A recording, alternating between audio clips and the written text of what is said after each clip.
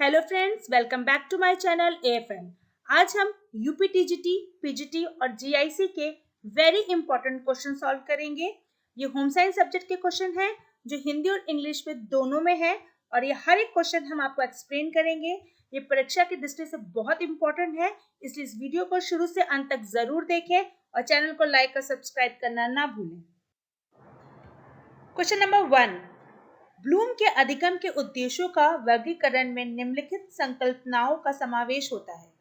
The following concepts are included in Bloom's classification of learning objectives. First, analysis. Second, synthesis. Third, perception. Fourth, memory. Fifth, blocking. The option is A, first, second, third. B, second, third, fourth. C, third, fourth, fifth. D, second, fourth, fifth. आपको बताना है कि दिए गए concept में से कौन कौन से कॉन्सेप्ट हैं जो ब्लूम क्लासिफिकेशन ऑफ लर्निंग में इंक्लूडेड है। The answer is a, analysis, synthesis and perception. Bloom classification of learning objective consist of first knowledge, second comprehension, third application, fourth analysis, fifth synthesis and sixth, evaluation. Question number 2, design के बुनियादी सिद्धांतों में से एक है। One of the basic principle of design is a, balance यानी कि संतुलन, बी, कलर यानी कि रंग, सी, लाइन यानी कि रेखा, डी, शेप यानी कि आकार। The answer is a, balance यानी कि संतुलन। 5 most important principles of designs are: first, balanced; second, rhythm; third, emphasize; fourth, proportion; fifth, harmony. Question number 3, Edgar Dale के अनुभव शंकु के अनुसार निम्नलिखित अधिगम अनुभवों को अधिगम के घटते क्रम में व्यवस्थित करिए। Arrange the following learning experiences in descending order of learning according to Edgar Dale experience cone. First, viewing videos. Second, participating in exhibitions. Third, participate in a self workshop. Fourth, designing and organizing collaborative lessons. Fifth, listen to radio programs. The option is A, first, second, third, fifth, fourth, sixth. B, second, third, fifth, fourth, sixth, first. C, third, fourth, second, first, sixth, fifth. D, fourth, third, fifth, second, first, sixth. The answer is D. 60s में Edgar ने सीखने की क्षमता पर एक research की और ये थ्योरी दी कि कोई भी व्यक्ति देखकर सुनकर सीखने के बजाय अगर करके सीखता है तो वो उसे ज़्यादा अच्छी तरह समझता है और ज़्यादा दिनों तक याद रखता है। इसी थ्योरी को हम डेन कोन ऑफ एक्सपीरियंस कहते हैं। ये एक विजुअल मॉडल है जिसमें डिफरेंट टाइप ऑफ लर्निंग को उनकी रिमेम्बरेंस, उनकी अंडरस्टैंडिंग पर एक कोन के फॉर्म पे दर्शाया गया है। इसमें डिफरेंट स्टेजेस हैं जो इस तरह से हैं। उन्होंने बताया कि रीडिंग्स करके हम 10% तक ही याद रख सकते हैं, सुनकर हम 20% याद रखते हैं, देखकर हम 30% याद करते हैं, कोई भी चीज़ मूवी या एग्जीबिशन के फॉर्म में वॉच करके हम 50% याद रखते हैं। किसी भी चीज़ में अगर हम पार्टिसिपेट कर रहे हैं डिस्कशन के फॉर्म में तो वो 70% याद रखते हैं। लेकिन अगर हम कोई चीज़ रियल वर्ल्ड में करते हैं तो हमें 90% वो चीज़ याद रहती है। क्वेश्चन नंबर 4, सिर और शिशुओं के शरीर के बीच का अनुपात कितना है? What is the ratio between the head and the body of the babies? Option number A, 1:7, B, 1:4, C, 1:3, D, 1:9. The answer is B, 1:4. Question number 5, vitamin A की कमी के लक्षणों को सही क्रम में व्यवस्थित कीजिए। Arrange the symptoms of vitamin A deficiency in the correct order. First, night blindness. Second, kidneyization. Third, xerophthalmia. Fourth, Creatomalacia. Option number 1, first, second, third, fourth. B, second, first, fourth, third. C, second, fourth, third, first. D, second, third, fourth, first. The answer is A, first, second, third, fourth. Question number 6, प्रसार शिक्षण प्रक्रिया में निम्न 5 आवश्यक चरणों को सही क्रम में व्यवस्थित करिए. Arrange the following 5 essential steps in extension teaching process in the correct order. First, evaluation. Second, reconsideration. Third, situation and problem. Fourth, teaching action plan. 5, objective solution. The option is A, 53421, B, 32541, C, 23451, D, 35412. The answer is D. 5 essential steps in extension teaching process are: first, formulation of problem; second, objective solution; third, teaching action plan; fourth, evaluation; fifth, reconsideration. Question number 7, अधिकतम मूल्य का रंग है. What is the maximum value of color? A, red. B, black. C, white. D, yellow. The answer is B, black. Value मतलब होता है lightness या darkness. Maximum value of colour मतलब मैक्सिमम डार्कनेस ऑफ कलर, जो कि black होता है. और minimum value of the colour मतलब minimum lightness of color is white. So answer is B, black. Question number 8, निम्न में से जापानी पुष्प सज्जा कौन सी है? Which of the following is the correct Japanese flower decoration? A, ikebana. B, moribena. C, both of them. D, इनमें से कोई नहीं. The answer is C, both of them. इकबाना जापानी पुष्प व्यवस्था में सबसे प्रचलित शैली है. इकबाना शब्द का अर्थ होता है जीवित फूल. इसे चौड़े आकार के फूलदाने और गमलों में सजाया जाता है. मोरबनी और नजारे जापानी फूल व्यवस्था इकबाने की अभिव्यक्तियों में से एक है. मोरबाना शब्द का अर्थ है फूलों का ढेर. मोरीबाना में चौड़े और उथले फूलदानों का प्रयोग किया जाता है. नाजीरे में लंबे आकार के फूलदानों का प्रयोग किया जाता है. क्वेश्चन नंबर 9, फर्नीचर के इतिहास में बारोक शैली का कौन सा काल है? What is the period of Baroque style in the history of furniture? A, 1600 to 1900. B, 1550 to 1750.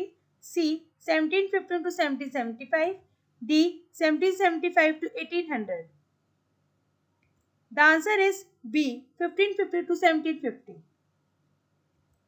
Barog furniture का इतिहास शुरू हुआ था लगभग 1600 से और खत्म हो गया था लगभग 1750 पे. इसीलिए आंसर होगा B, 1550 to 1750. Question number 10, protein में कितने प्रतिशत नाइट्रोजन होते हैं? What is the percentage of nitrogen in the protein? A, 10%. B, 16%. C, 25%. D, 60%. The answer is B, 16%. Question number 11, मजा, फैशन और चटर रंग के वस्त्र किनको पसंद होते हैं? Fun, fashion and bright colour clothing choices are associated with A, excellence. B, youth. C, happiness. D, sadness. The answer is B, youth. Fashion और ब्राइट कलर दोनों ही एडोलेसेंट और अडल्ट लोगों को पसंद होते हैं, इसलिए आंसर होगा बी. क्वेश्चन नंबर 12, निम्न में किन दो रंगों से मिलकर हरा रंग बनता है? Which are the following colors combined to make green? A, yellow and blue. B, red and blue. C, blue and purple. D, none of these. The answer is A, yellow and blue. Question number 13, pernicious anaemia किस vitamin की कमी से होती है? Pernicious anemia is caused by the deficiency of which vitamin? A, vitamin B1 deficiency. B, vitamin B3 deficiency. C, vitamin B6 deficiency. D, vitamin B12 deficiency. The answer is D, vitamin B12 deficiency. Vitamin B1 यानी कि thiamine की deficiency से berry होती है। Vitamin B3 यानी कि niacin की deficiency से पेलेग्रा होता है। विटामिन B6 की डेफिशिएंसी से बहुत सारी डिजीजेस होती हैं, जैसे कि चिलोलिसिस, फुलाटाइटिस, डर्मेटाइटिस या फिर पेरिफेररी नेफ्रोपैथी भी होती है और इवन एनीमिया भी होता है। लेकिन विटामिन B12 की डेफिशिएंसी से पर्निशियस एनीमिया होता है, जिसमें विटामिन B12 एब्जॉर्ब नहीं हो पाता और उससे एनीमिया कॉज करते हैं, जिसको हम पर्निशियस एनीमिया कहते हैं। ये अधिकतर एडल्टरी पर्सन में देखा गया है, इसलिए आंसर होगा डी। क्वेश्चन नंबर 14, उन 3 प्रतिवर्ती क्रियाओं का चयन कीजिए जो एक समान शिशु में 4 महीने की आयु के पश्चात समाप्त हो जाती है। Select the 3 reflex action that end in a normal infant after 4 months of age. A. Tonic neck. B. Palmar grabs. C. Involuntary sucking. D. Babinski. E. Eye blink. The option is A. ABC. B. ABD. C. BCD. D. BDE. The answer is A. ABC. यहाँ कुछ common infant reflex हैं जो discuss किए गए हैं। इसके अलावा भी इन्फेंट में रिफ्लेक्सेस होते हैं, लेकिन यहाँ पे मैंने मोस्ट कॉमन रिफ्लेक्स डिस्कस किए हैं केवल, जिसमें है रूडिन रिफ्लेक्स। इसमें अगर बच्चे के मुंह के आसपास आप टच करते हैं तो वो उसकी तरफ मुड़ता है। सक रिफ्लेक्स, जिसमें बच्चा सक करने के लिए कोई भी चीज, हाथ या कोई भी आसपास की चीजों को सक करने की कोशिश करता है। मोरल रिफ्लेक्स, जिसमें बच्चा हाथ पैर फेंकता है। टॉनिक नेक रिफ्लेक्स, जिसमें अगर बच्चा लेटा होता है तो वो अपना हेड 90 डिग्री टर्न कर सकता है, लेफ्ट या राइट।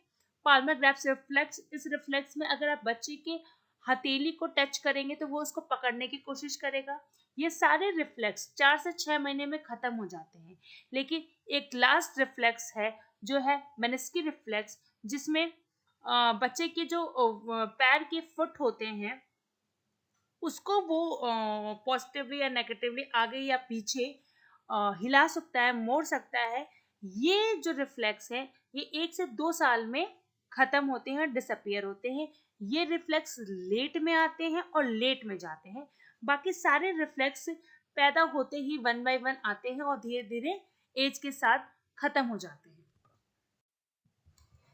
क्वेश्चन नंबर 15, सामान्यतः नवजात शिशु कितने घंटे की नींद लेते हैं? How many hours of sleep do newborns usually get? Option number A 10 to 12 hours, B 12 to 14 hours, C 14 to 18 hours, D 18 to 20 hours. The answer is C 14 to 18 hours. Usually जो न्यूबॉर्न होते हैं वो 14 to 18 hours होते हैं, लेकिन कभी कभी कुछ बच्चे 17 से 19 घंटे भी सोते हैं। लेकिन यहाँ पे ये दोनों ऑप्शन दिए हैं, इसलिए मोस्ट करेक्ट आंसर होगा सी। लेकिन अगर क्वेश्चन में आंसर डी आए और सी ऑप्शन नहीं हो तो डी भी हो सकता है। यहाँ पे आंसर होगा सी 14 to 18 आवर्स। क्वेश्चन नंबर 16, रेशे की फली से बीज निकालने की प्रक्रिया कहलाती है? The process of removing seed from the fiber pods is called A. Bale, B. Carding, C. Napping, D. Ginning. The answer is D. Ginning. These are the process of manufacturing of cotton textile which includes collection of pods. पहले हम pods को collect करते हैं, उसके बाद हम ginning करते हैं, जिसमें हम लिंट और सीड को अलग करते हैं। लिंट मतलब होता है कॉटन फाइबर को, सीड से अलग करते हैं। इस प्रोसेस में हम कोई भी डस्ट या कोई भी एक्सटर्नल मटेरियल वो भी क्लीन कर देते हैं। तो ये बेसिकली एक क्लीनिंग और सेपरेशन ऑफ लिंट प्रोसेस है।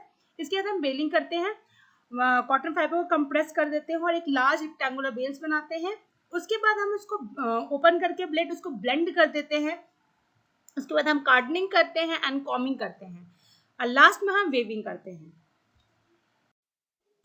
क्वेश्चन नंबर 17, निम्नलिखित में से ट्विल बुनाई के कपड़े कौन से हैं? Which of the following is a twill weave fabric?